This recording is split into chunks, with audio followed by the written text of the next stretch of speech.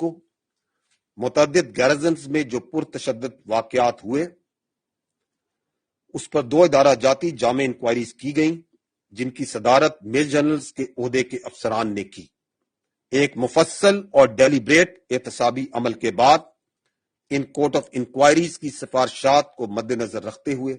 یہ فیصلہ کیا گیا کہ جو متعلقہ ذمہ داران گیرزنز، فوجی تنصیبات، جی ایچ کیو اور جناح ہاؤس کی سیکیورٹی اور تقدس کو برقرار رکھنے میں ناکام ہوئے، ان ذمہ داران کے خلاف تادیبی کارروائی عمل میں لائی گئی ہیں، جن کی تفصیلات کچھ یوں ہیں۔ 3 افسران باشمول ایک لیفٹیننٹ جنرل کے عہدے کے افسر کو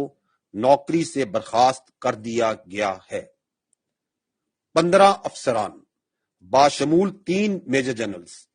اور 7 بریگیڈیئرز کے عہدے کے افسران کے خلاف سخت تادیبی کارروائی مکمل کی جا چکی ہے۔ آپ کو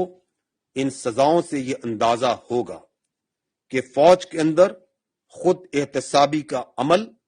بغیر کسی تفریق کے مکمل کیا جاتا ہے،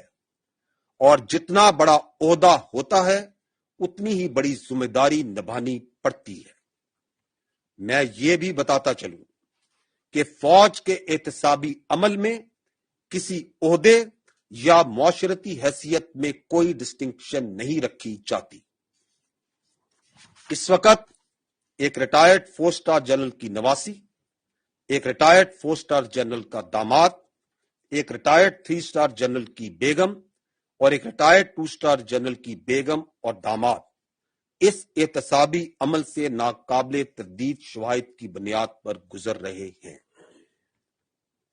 خواتین و حضرات، اب تک آرمی ایکٹ کے تحت چلائے جانے والے مقدمات کے سلسلے میں پہلے سے قائم شدہ سٹینڈنگ فوجی عدالتیں